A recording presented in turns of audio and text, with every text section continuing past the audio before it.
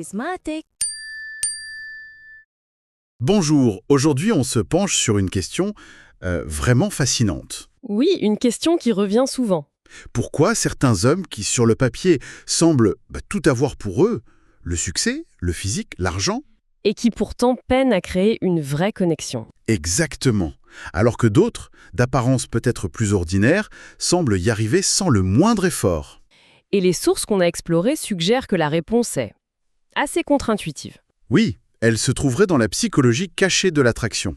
Et ça pourrait bien remettre en question tout ce qu'on pense savoir sur le sujet. Bonjour à toutes et à tous. Nos salutations les plus chaleureuses à vous tous. Nous sommes très heureux de vous retrouver pour un nouvel épisode. Chez Charismatic, nous travaillons jour et nuit pour créer du contenu réellement utile pour vous. Plus de 50 personnes contribuent avec soin et précision à travers notre réseau de chaînes afin de vous offrir la meilleure expérience possible.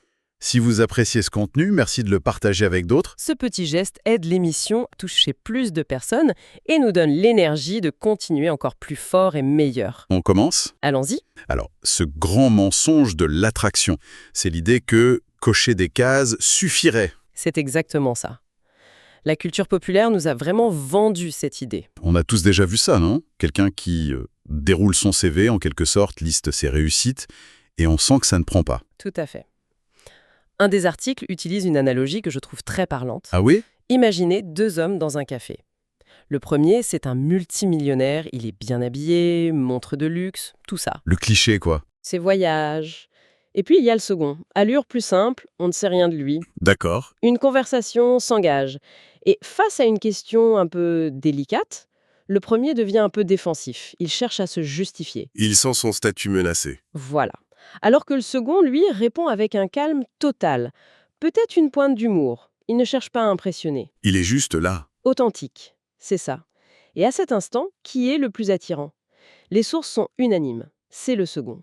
Parce que sa valeur ne vient pas de ce qu'il a, mais de ce qu'il est, de son état intérieur. Son énergie, sa présence. Ça éclipse complètement les succès matériels de l'autre. Ce qui m'amène à la question clé.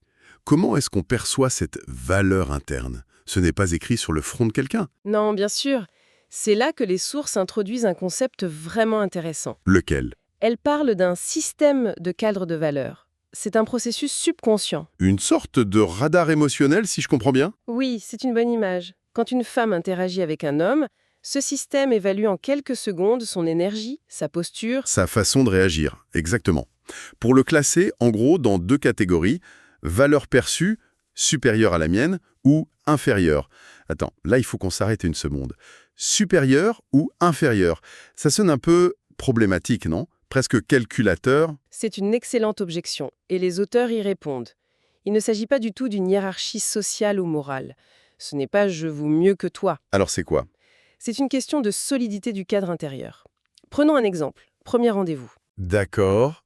Si un homme demande nerveusement « Alors, ça se passe bien? Je te plais ?»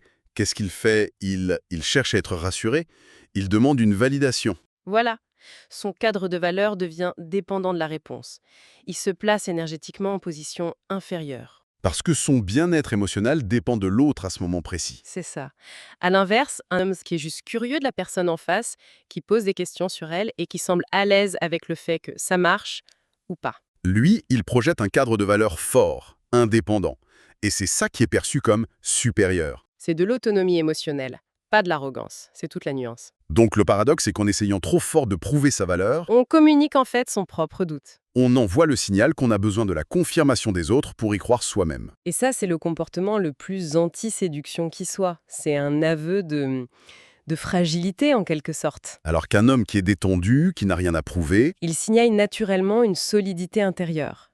Et c'est cette absence de besoin qui est perçue comme une force. C'est ça qui déclenche l'attraction. bien. Pour construire cette solidité, les documents identifient plusieurs piliers. Le premier, et c'est peut-être le plus important, c'est l'auto-validation. Oui, l'idée de ne plus dépendre de l'approbation des autres. Un des auteurs parle de sortir de la spirale mortelle de l'approbation. L'image est forte. Elle est très forte, parce que quand ton bien-être dépend d'un compliment ou même d'un simple texto, Tu donnes tout le pouvoir à l'autre. Tu deviens émotionnellement réactif, dépendant. alors que les hommes qui créent cette attraction durable, ils génèrent leur propre validation. C'est ça. Ils connaissent leurs valeurs. Ils peuvent accepter un compliment, bien sûr, mais sans s'y accrocher comme à une bouée de sauvetage. Et inversement, la critique ou l'indifférence ne les déstabilise pas. Cette indépendance émotionnelle est décrite comme étant extrêmement rare. Et tout ce qui est rare est précieux, donc attirant.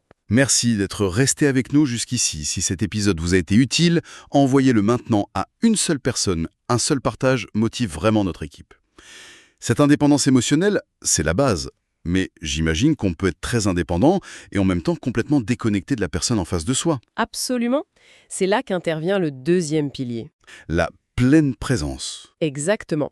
C'est le lien entre le monde intérieur et l'interaction.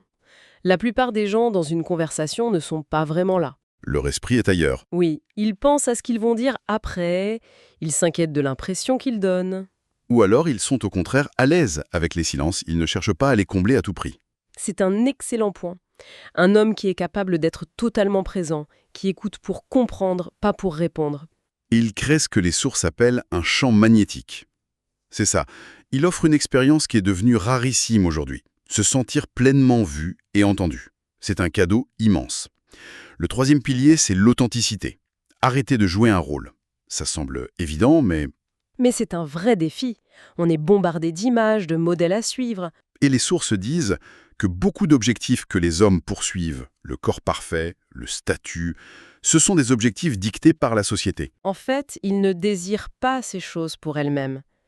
Ils désirent la confiance qu'ils imaginent que ces choses vont leur apporter. C'est une quête de confiance par procuration. Très bien dit. La vraie confiance, celle qui est authentique, vient de l'acceptation de soi, ici et maintenant. Un homme qui vit selon ses propres valeurs, qui définit son propre succès.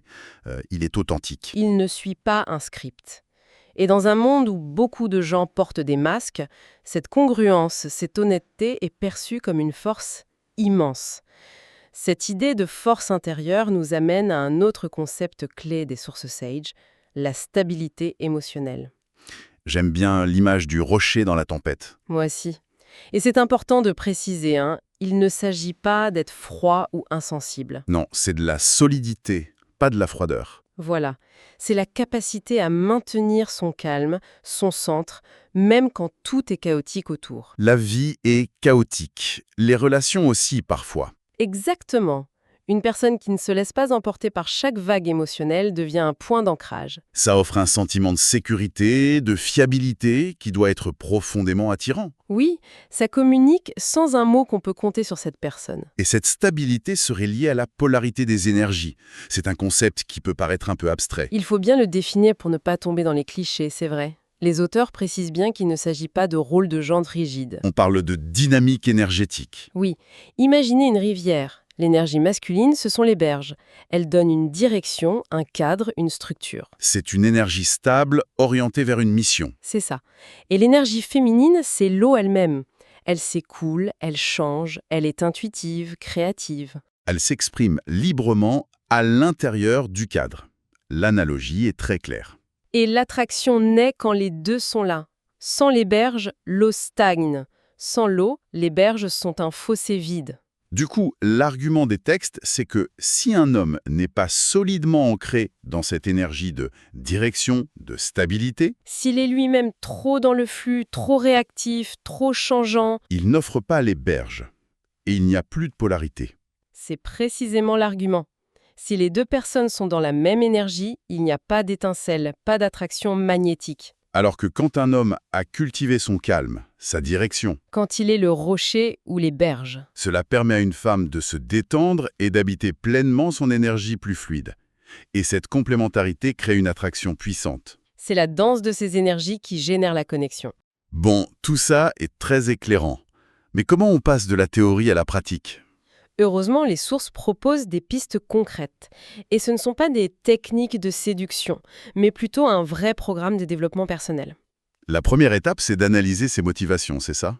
Oui, se poser la question très honnêtement, est-ce que je fais ça pour moi ou pour la validation des autres ? C'est une question simple, mais la réponse peut être compliquée. Un des documents suggère un bon test. Si personne ne devait jamais savoir que j'ai fait ça, est-ce que je le ferais quand même ? C'est révélateur. Si la réponse est non, la motivation est sûrement externe. Voilà. Le deuxième point qui en découle, Construire sa validation interne. Le travail de toute une vie, peut-être. Sans doute. Mais ça commence par des actions simples. Célébrer ses propres victoires, apprendre à s'appuyer sur son propre jugement. Ensuite, la pratique de la pleine présence. Concrètement, ça veut dire poser son téléphone. Hors de vue. Se concentrer sur la personne.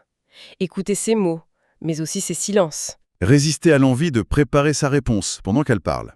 Un exercice difficile au début, mais qui transforme la qualité des interactions. 4e point, embrasser l'authenticité. Arrêter de porter un masque. Ça commence par oser dire « je ne connais pas » ou partager une opinion impopulaire, respectueusement. Choisir ses passions pour soi, pas pour l'image qu'elle renvoie. Chaque petit acte d'authenticité renforce l'estime de soi. 5e piste, développer son sang-froid. Devenir ce fameux rocher. C'est un entraînement à la non-réactivité. La méditation, la respiration, ou juste apprendre à faire une pause avant de réagir à chaud. Ne pas laisser ses émotions prendre le volant. C'est l'idée.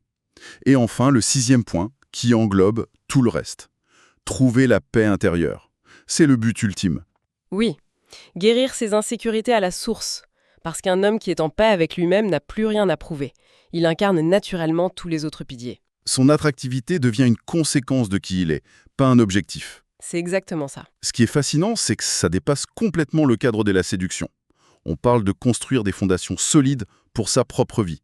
Tout à fait. C'est un chemin pour devenir une personne plus équilibrée, plus sereine, capable d'attirer et de maintenir des relations de qualité dans tous les domaines. C'est la conclusion vers laquelle toutes nos sources convergent, finalement.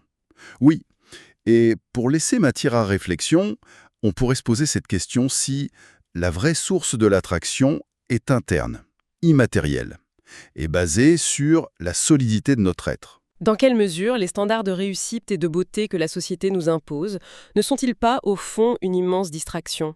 Une diversion qui nous éloigne de ce qui compte vraiment pour créer des liens humains profonds? Merci d'avoir été avec nous jusqu'à la fin. Si cet épisode vous a aidé, cliquez sur j'aime, laissez un court commentaire et partagez-le avec quelqu'un qui pourrait l'apprécier. Chaque partage aide davantage de personnes à nous trouver. Et n'oubliez pas de rester abonné à Charismatique, le meilleur reste à venir. On se retrouve dans le prochain épisode. Restez charismatique. Charismatic.